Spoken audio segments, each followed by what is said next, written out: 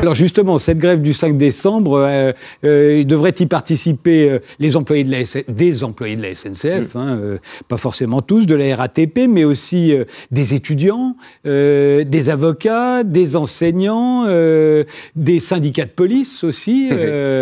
Alors, comment est-ce que vous l'analysez et qu'en attendez-vous? Mais vous oubliez un secteur qui est le secteur privé, dont on ne parle jamais.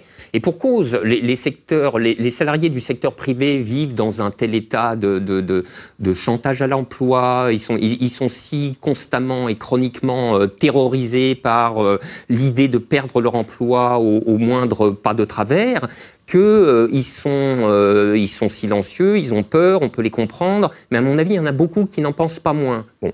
Et en effet, tous ces secteurs vont rejoindre la date du 5 décembre. Et à cette convergence-là, on peut bien voir que ce qui se passe va très au-delà de la simple réforme des retraites. C'est pour ça que c'est là qu'il y a quelque chose d'important à dire. Ça n'est pas qu'une affaire de retraite. C'est vraiment fondamental. Alors, les gens vont rejoindre cette date du 5 décembre porteurs de colère extrêmement variées et qui débordent de beaucoup. Des colères qui portent sur quoi? Alors moi, je dirais des colères qui portent sur un monde. Il y a quelque chose qui va se trouver mis en accusation le 5 décembre, et c'est un monde. Alors, c'est un peu vague ce que je dis. Donc, on pourrait partir dans les généralités ou les abstractions. Moi, j'ai pris le parti de faire saisir ce que j'ai en tête par un fait divers, qui en réalité n'est pas du tout divers, et une anecdote. Bon, alors on dit les anecdotes sont anecdotiques. Non, celle-là est très significative. Moi, j'ai vu passer ça dans la presse il n'y a pas longtemps. Ça se passe à la gare de Toulouse. À la gare de Toulouse, un monsieur va prendre son train et il tombe sur une femme sans abri qui mendie. Et il s'apprête à lui donner une pièce.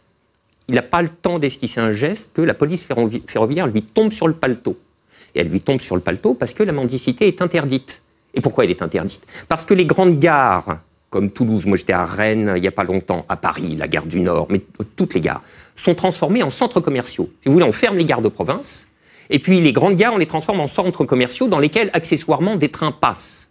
Donc ce sont des lieux où, plus que vaquer à ses affaires par les transports, etc., on célèbre la marchandise. Mais la célébration de la marchandise, vous comprenez, elle ne tolère pas qu'il y ait des mendiants, n'est-ce pas, qui tendent la sébile. C'est pas possible, c'est désagréable à l'œil, ça nuit à la féerie de la consommation, etc., etc. Donc on prend des arrêtés d'interdiction de la mendicité. Et vous voyez, dans cette simple anecdote, comme tout est replié, la prostitution marchande du service public, sa dévolution à l'empire de la marchandise, son flicage, et le fait que se crée là un univers qui interdit même un geste d'humanité élémentaire.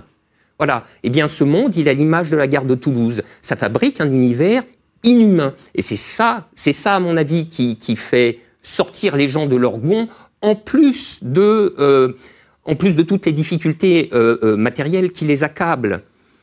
Alors moi, cette histoire de monde, je trouve que c'est important parce que vous vous souvenez peut-être qu'il y a quelques années, les gens de Notre-Dame-des-Landes avaient eu ce slogan « Contre l'aéroport et son monde ». Et l'idée, c'était bien ça. On lutte pas seulement contre un projet, on lutte contre le monde qui engendre à répétition des projets comme ça. L'aéroport, Europa City, dans un autre genre, la ferme des 1000 vaches, etc., etc. Et quelques années plus tard, les manifestants contre la loi El Khomri disaient la même chose, contre la loi travail et son monde.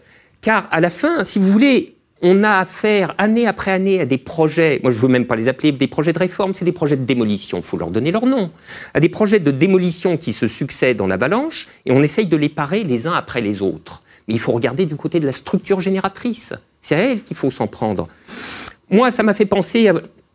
Vous savez, ces types qui s'entraînent au tennis tout seuls. Alors avant, il y avait le mur, maintenant il y a le canon à balles.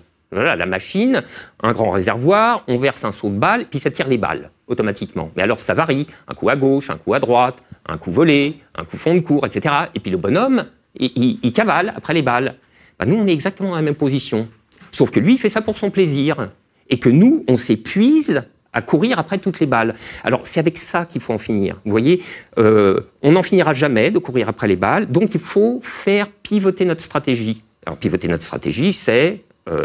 on pose la raquette, alors ou plutôt non, on la garde, on change de côté, on va au canon, et blanc, on y met un grand coup de raquette dans la gueule. Et c'est fini, il crache plus les balles. Alors bon, je dis ça, c'est très métaphorique, hein, vous voyez, mais enfin, c'est l'idée générale. Mais qu'en attendez-vous de cette manifestation-là? Eh bien, précisément qu'elle déborde l'enjeu des retraites. Moi, je pense que c'est ça.